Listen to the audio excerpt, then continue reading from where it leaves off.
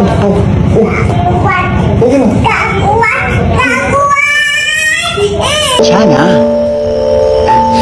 kencana ya, kencana.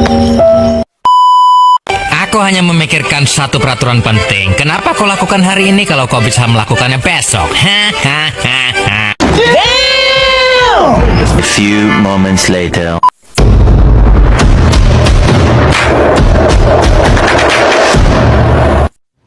Assalamualaikum warahmatullahi wabarakatuh. Perkenalkan, nama saya Hanifah. Saya salah satu mahasiswa STAIN di Rundeng Melaboh, Prodi Pengembangan Masyarakat Islam, jurusan Dakwah dan Komunikasi. Saya berasal dari Nagan Raya, lebih tepatnya itu di Babah Kerung. Dan saya ini alumni SMA Negeri 1 Betong. Masihkah kau mengingat di saat kita masih 17? Waktu di mana tanggal-tanggal merah terasa sungguh meriah. Masihkah kau ingat cobaan terberat kita matematika? Pada kesempatan kali ini, saya akan mempresentasikan hasil tugas saya, yaitu tentang wakaf, berupa slide PowerPoint. Nah, slide yang pertama, saya akan membahas tentang pengertian wakaf. Wakaf adalah penyerahan hak milik seseorang atas suatu harta yang tahan lama untuk dimanfaatkan bagi kepentingan ibadah atau kemaslahatan umum sesuai ajaran Islam, tanpa menghapus kepemilikan zat harta tersebut. Contoh, seseorang akan mewakafkan sebidang tanah untuk dikelola. Jadi maksud dikelola di sini adalah untuk dibangun pesantren, masjid, dan sekolah-sekolah Islami. Slide yang kedua, saya akan membahas tentang dasar-dasar hukum dakwah. Dalam Quran, surah Al-Baqarah ayat 267, yang artinya, hai orang-orang yang beriman, nafkahkanlah di jalan Allah sebagian dari hasil usaha yang baik-baik. Nah, dalam Al-Quran surah Al-Baqarah ini telah dianjurkan bagi kita untuk menafkahkan atau mewakafkan sebagian harta kita yang baik-baik.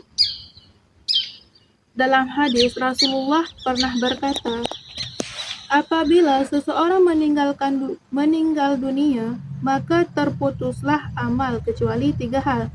Yang pertama itu adalah sedekah jariah, yang kedua ilmu yang bermanfaat, dan yang ketiga anak yang soleh yang mendoakan orang tua.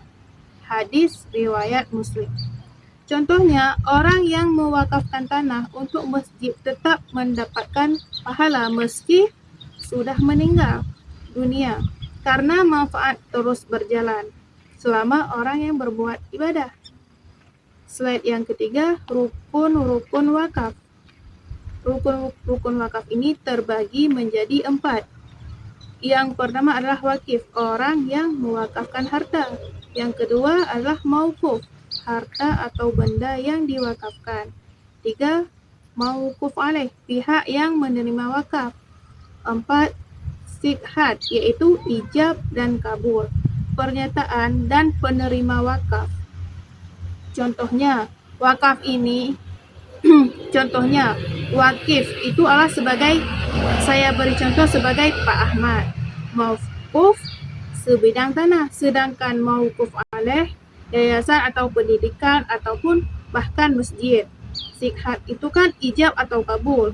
Contohnya, saya wakafkan tanah ini untuk membangun pesantren.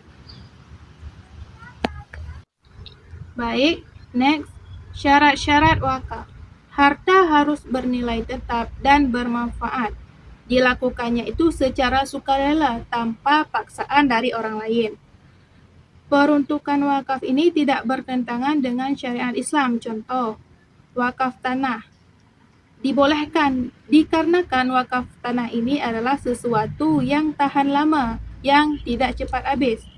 Sedangkan wakaf makanan itu tidak sah dikarenakan wakaf makanan itu bersifat cepat habis. Next, jenis-jenis wakaf. Nah, jenis-jenis wakaf ini dibagi menjadi 4 bagian. Bagian yang pertama itu adalah wakaf ahli, yaitu khusus untuk keluarga atau keturunan tertentu.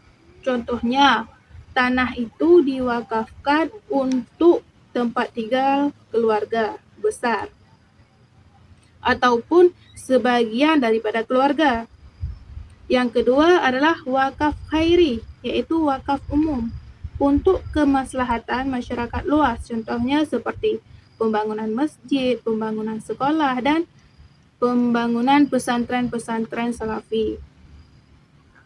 Yang ketiga adalah wakaf uang dalam bentuk uang tunai. Contohnya donasi uang yang dikelola untuk menjadi modal usaha syariat.